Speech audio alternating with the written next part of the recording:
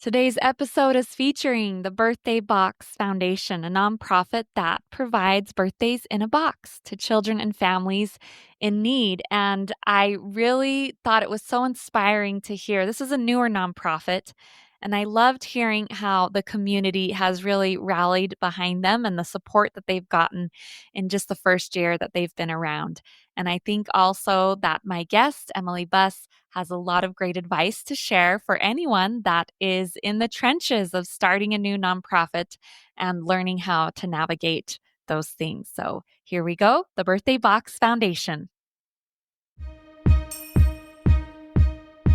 Welcome to the Do Something More podcast, the show all about service where we highlight the helpers who inspire us all to do something more. If you're passionate about nonprofits or looking for simple ways to volunteer and give back to the causes that matter to you, this is the podcast for you. I'm your host, Melissa Draper. Stick around and I'll show you all the many ways anyone can truly make a difference in our world today. Welcome to another episode of the podcast, and today we are featuring a pretty fun nonprofit, I think, for what they do. It's called the Birthday Box Foundation, and they provide birthdays in a box to children and families in need or navigating difficult times. And I am looking forward to learning more from my guest this week, Emily Buss. She is the founder and executive director of Birthday Box Foundation. So, Emily, welcome to the podcast. Thank you. We're excited to be here. Why don't we just start off with you doing a little introduction of yourself, and then we'll go into how you started your foundation, which I know kind of has a personal story attached to it. Yeah. So I am a mom of three. I have been a stay-at-home mom for about 11 years, and I've got a degree in marriage and family therapy. And I've got a lot of experience just working with local nonprofits. And we've had a lot of fun getting the community involved and having something that our kids can always work on to give back to kids locally. Yeah, that's great. Well, why don't we go into how you originally started this foundation and the story behind that? So my husband was laid off right after we moved into our dream home. Mm. And it was a big nightmare waiting for unemployment to come through. And we had two little girls who had been anxiously waiting epic birthday parties. And we had nothing, still waiting for unemployment to come through. And a neighbor anonymously shared a wish list that I'd put together with some gifts and decorations and theme supplies for them. And she shared it anonymously. And then within a week, everything showed up from Amazon, just a steady stream, and like even down to the cat napkins and paper Mhm. plates. And it was the best birthday either of them have ever had to this day. And how I'm sure as a mom, the feelings that you experienced with that as well. Yeah, it was just really incredible to witness how there were so many other people struggling with layoffs and unemployment at the same time. Lots of little notes on the Amazon gift receipts. People had little encouraging messages to us adults, knowing how hard it is just trying to get by. And as someone who has a holiday birthday, birthdays have always been extra special and important to Mhm. me. So it was really important that we kept things as normal as possible and made it a big deal for them, even though it was a really hard time for us still. So from there, when did the inspiration strike that you were like, hey, this is something that we could repeat and do for other people? Yeah, so when my husband was first laid off, I was researching to see if there was anything like Toys for Tots or Sub for Santa, but just for birthdays. And I discovered there in some other really large cities in like Texas and California, New York, there were organizations that focused on homeless youth birthdays.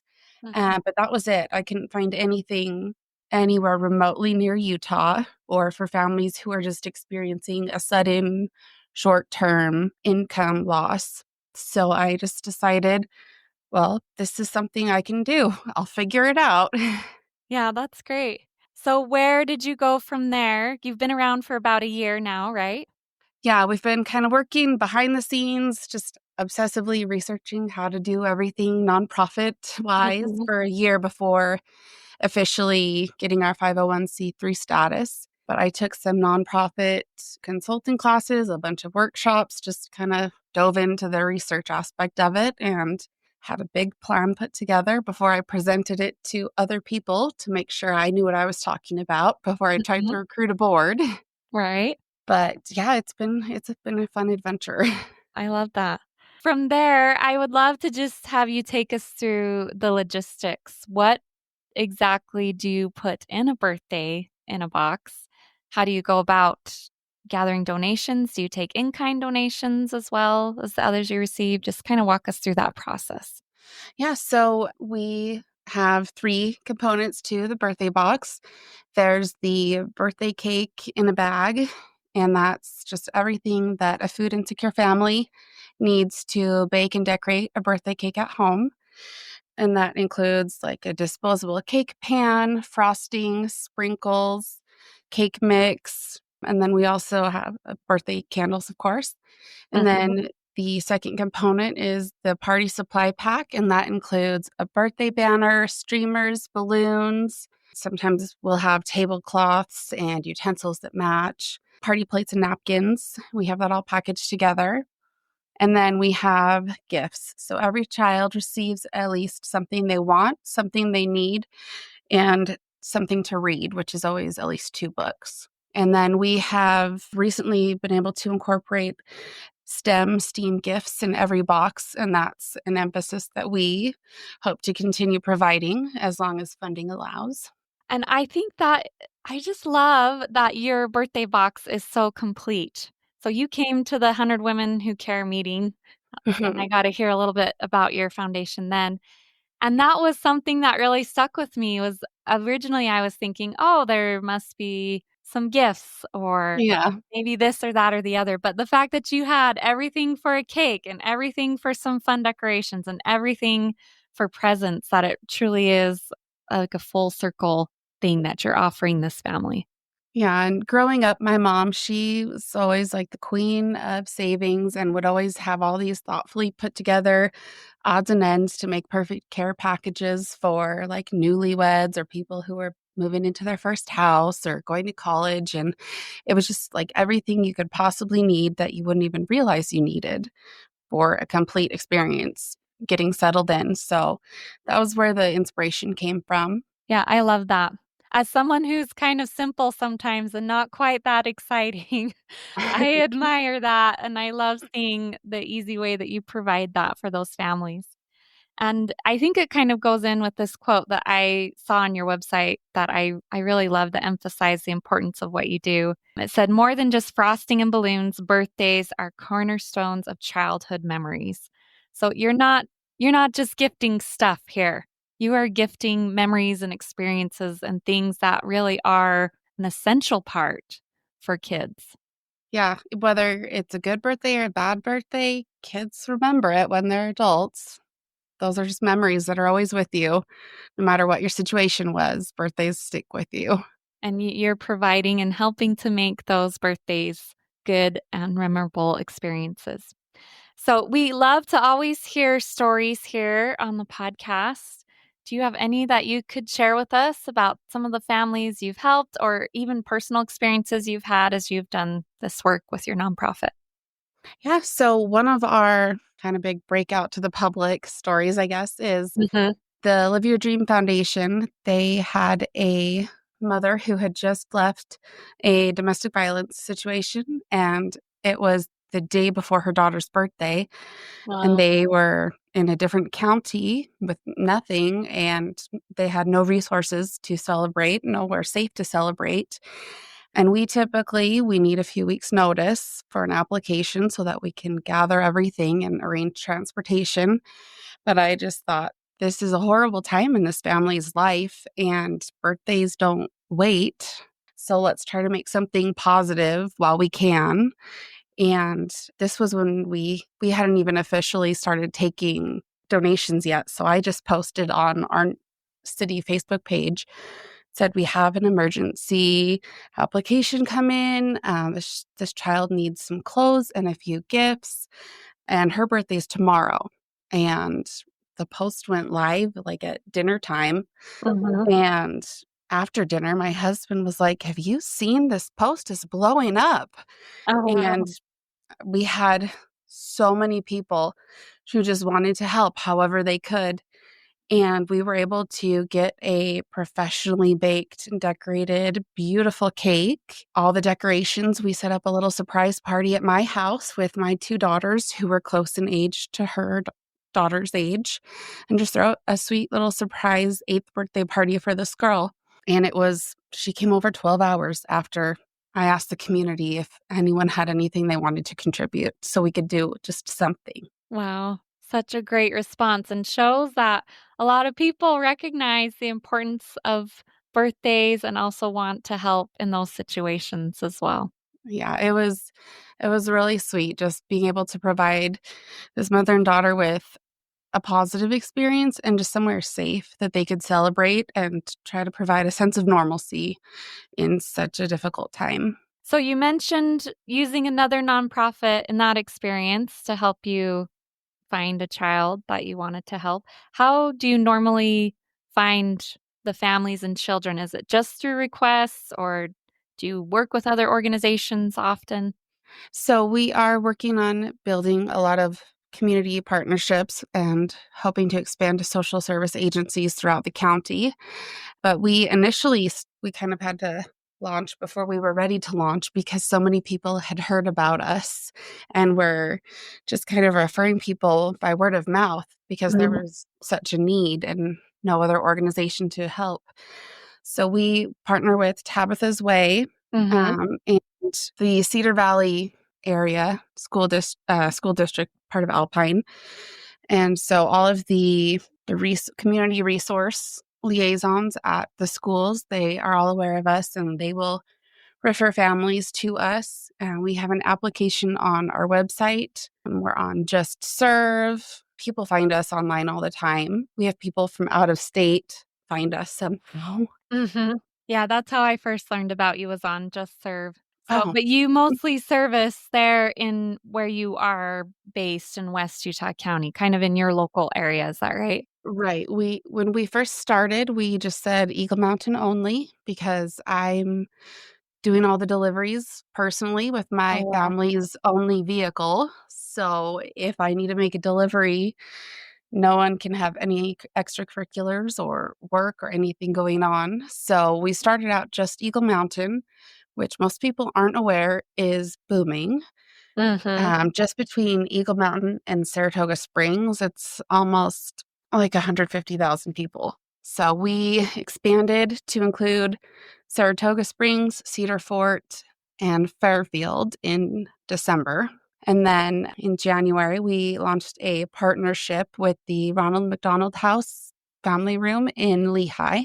Oh, So wow. now families who are at the Lehigh Primary Children's Hospital are able to celebrate birthdays with their family. So not just the child who is the patient, but a sibling, a parent, anyone who's there so that they can celebrate together as a family. Yeah, it really sounds like you have gone in so many different situations that families are experiencing. Originally started with that idea of your husband having a job loss, but now you're going into all these different areas and ways that families, for whatever reason, might be going through a hard time. Yeah, it's been a really wonderful experience just being able to help people throughout various challenges because there is nothing else that can really do what we do right now.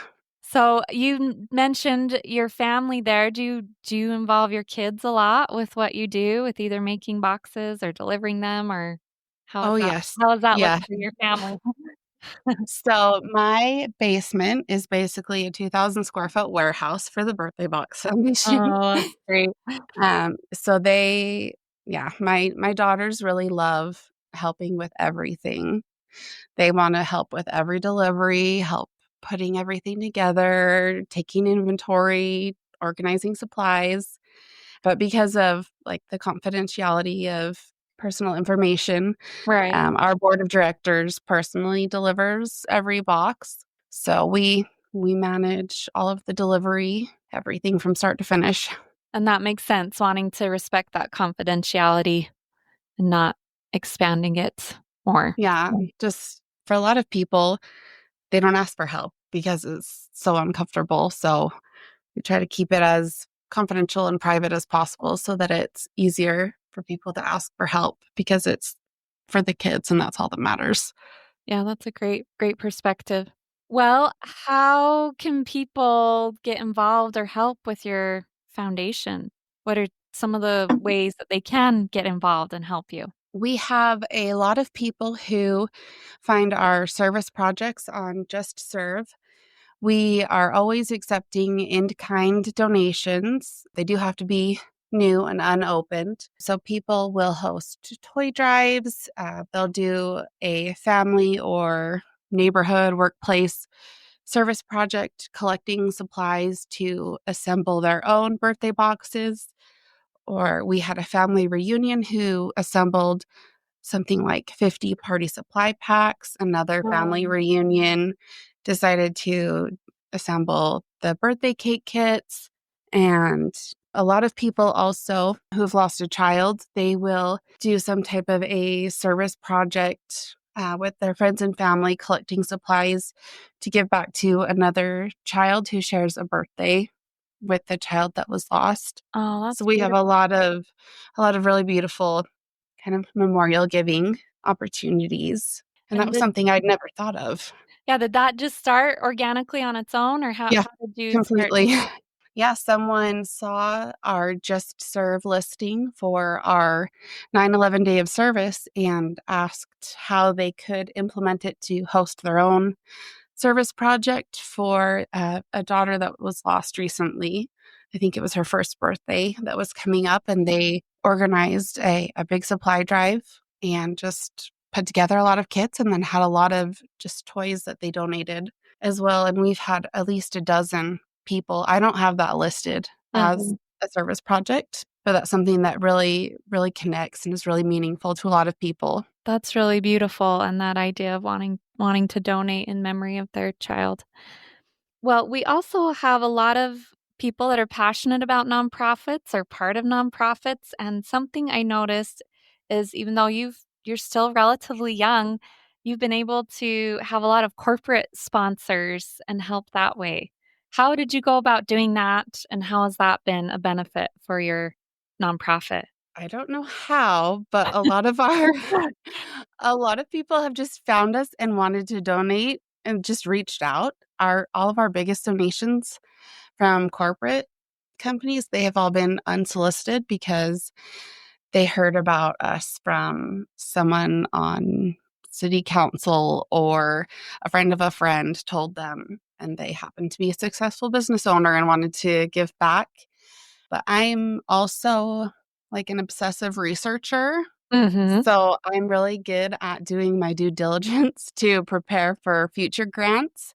And I've just been able to find a lot of smaller opportunities that are open to newer organizations while I'm preparing for grant readiness for our 2 or 3 year anniversary. Yeah, that's research and finding those even small grants can really make a huge difference.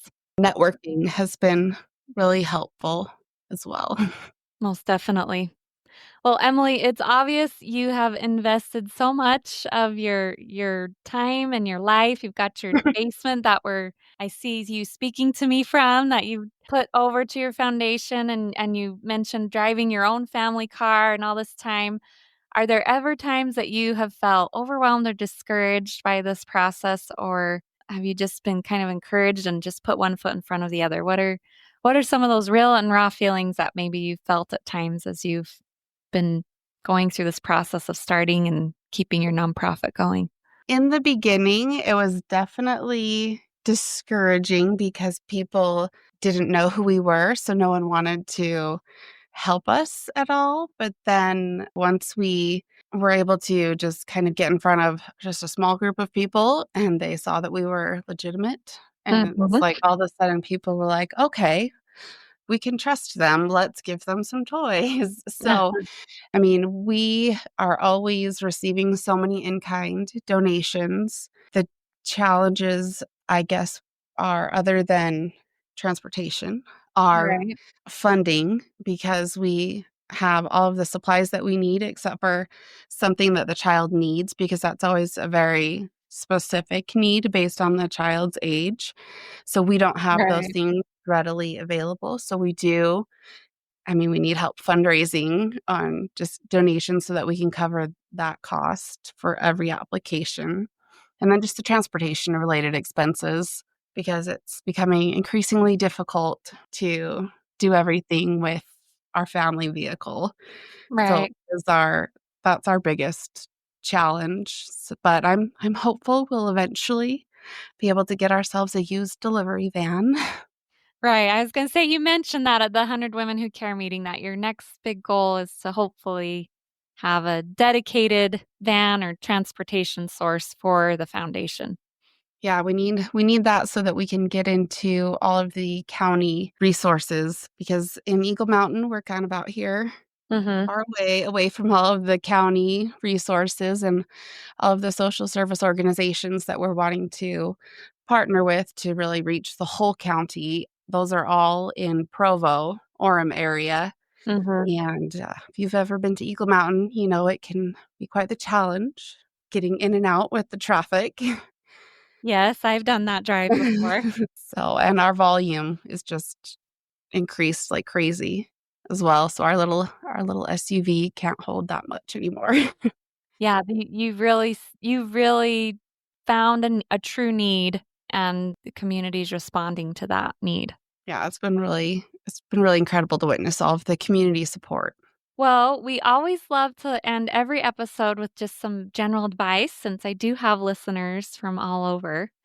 And so I would love to hear any advice you want to give, either for what you do, so for how people can support children and families in need, or support doing something like this in their community, or even any advice you want to give for someone that has found a unique idea like you did for starting a nonprofit, and what you would tell them to encourage them. I would say if you are wanting to get involved in a nonprofit and you don't know where to start or what to do that'll set you apart, just look at your city or neighborhood Facebook pages and what are people asking for help for regularly.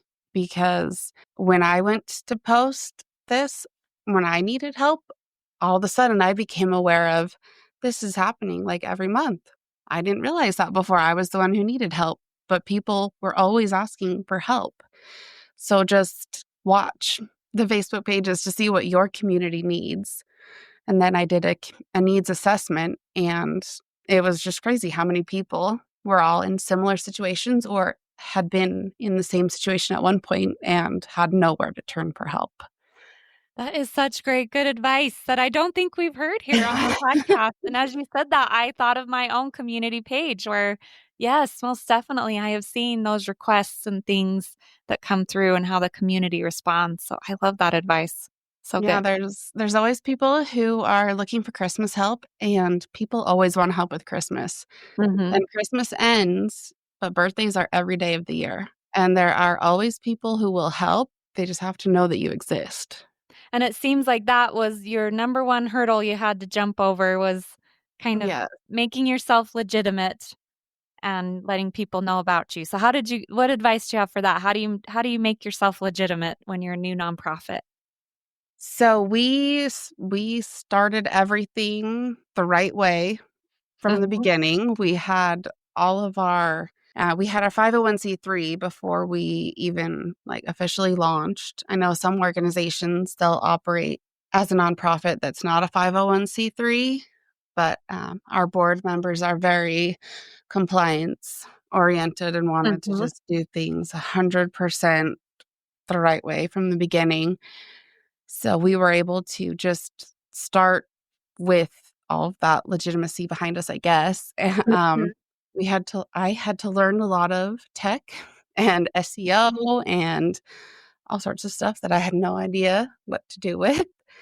But partnering with the Chamber of Commerce really also helped give us a sense of legitimacy. And also, I think in Eagle Mountain, we're really lucky that we have such a good Chamber of Commerce, and they have so many community events, and they are very focused on giving back to the community and helping nonprofits.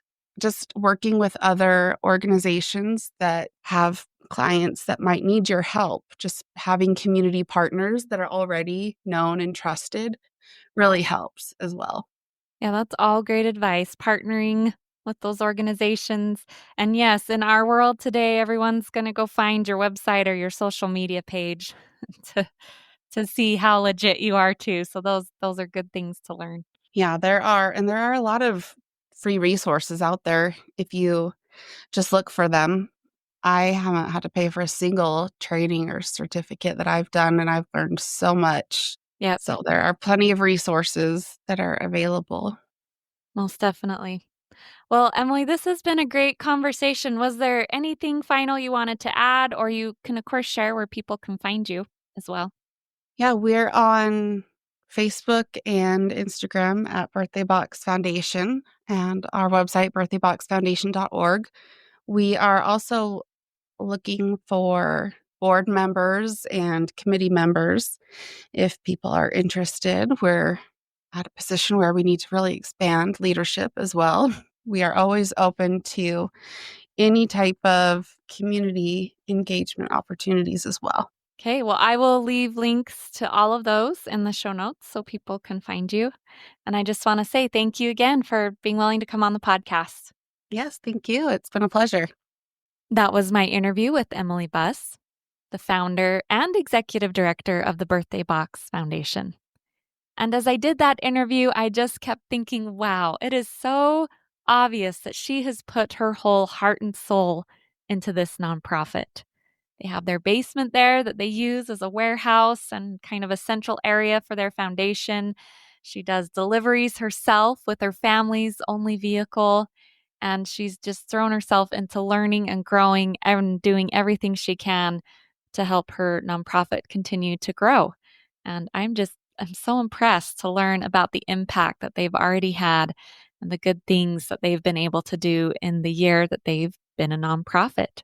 So if you want to go and learn more, I have links to their website and their social media in the show notes. You can learn more or even donate. As she said, their next goal is to get a dedicated van for the foundation they can do deliveries in, which I think is a very worthy goal. So that would be a great thing to donate to. And I want to give the friendly reminder, if you enjoyed this episode or another episode of the podcast, please share it with a friend or anyone that you think would benefit from this inspirational content. And I would always appreciate a good 5-star rating or review on Apple Podcasts or Spotify or wherever you listen to podcasts. And you can always follow the podcast on social media, and the links to those are in the show notes as well. And I hope this week that you can find a way to do something more to help, lift, inspire, or make a difference.